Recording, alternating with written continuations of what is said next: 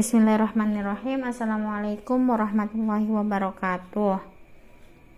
Kelompok 1 akan menjelaskan tentang teori behavioristik dengan anggota Salman Rahmat Hidayat, Dini Aulia Putri, Ade Nurjana, dan Syafiqoh Arinal Haq, yaitu saya sendiri, akan menjelaskan tentang teori belajar behavioristik, yaitu teori belajar behavioristik menjelaskan bahwa belajar adalah perubahan tingkah laku sebagai akibat dari adanya interaksi antara stimulus dan respon.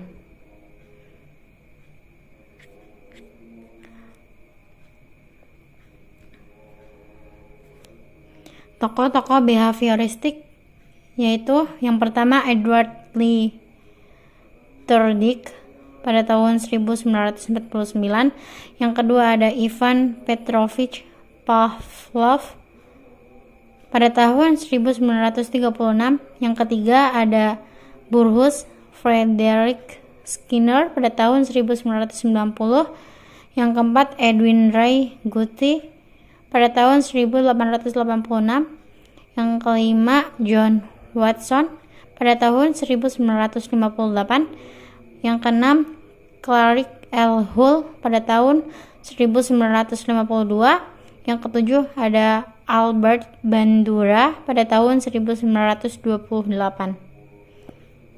Prinsip-prinsip teori behavioristik. Yang pertama ada stimulus dan respon. Stimulus adalah apa yang merangsang terjadinya kegiatan belajar seperti pikiran, perasaan, atau hal-hal lain yang dapat ditangkap melalui alat indera. Sedangkan respon adalah reaksi yang dimunculkan peserta didik ketika belajar, yang dapat pula berupa pikiran, perasaan, atau gerakan atau tindakan. Yang kedua ada reinforcement, yaitu penguatan. Adalah sebuah respon terhadap suatu perilaku yang dapat meningkatkan kemungkinan terulangnya kembali perilaku tersebut. Yang ketiga ada shaping, merupakan salah satu teknik modifikasi perilaku yang berfokus pada tingkah laku behavioral yang bertujuan untuk membentuk perilaku yang diinginkan, yaitu sebuah target, dengan memberikan perilaku yang mendekati perilaku target aproksimasi sukesif, sehingga terbentuk perilaku yang diinginkan. Karakteristik behavioristik yaitu yang pertama fokus pada tujuan, kedua objektif komponen kecil, ketiga mementingkan tanggapan, keempat praktik, yang kelima reinforcement guru, yang keenam pembiasaan, yang ketujuh menilai perilaku, yang kedelapan mengutamakan perubahan. Rancangan pembelajaran behavioristik yang pertama ada tujuan pembelajaran behavioristik, yaitu membangun perilaku yang diinginkan melalui penerapan penguatan dan hukuman.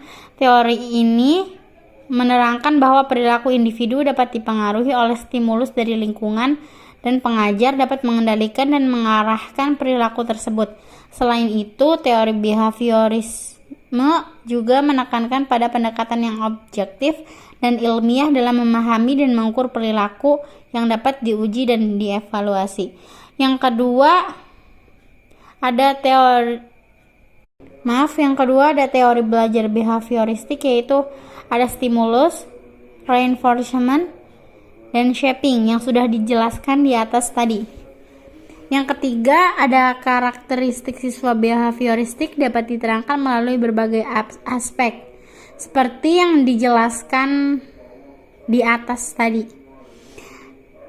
Yang kelima ada pengembangan bahan ajar behavioristik, yaitu pertama tujuan pembelajaran, yang kedua materi pelajaran, yang ketiga peserta didik, yang keempat media dan fasilitas pembelajaran, yang kelima strategi pembelajaran, yang keenam bahan ajar, 7 multimedia, 8 improvisasi jazz, dan kesembilan bahan ajar pembelajaran serta pembelajaran pengukuran. Lalu yang kelima ada penentuan indikator.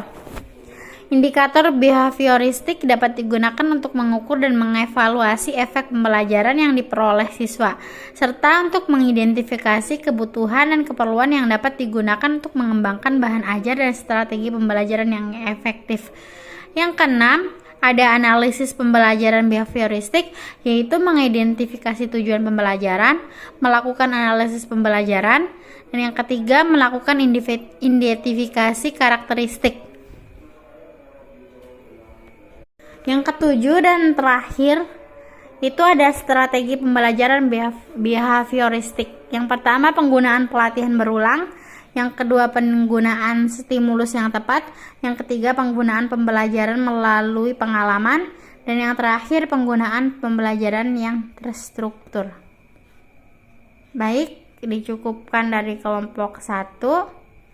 Apabila banyak salahnya mohon dimaafkan, dan apabila ada sedikit kelebihan maka bisa diambil untuk menjadikan ilmu yang bermanfaat.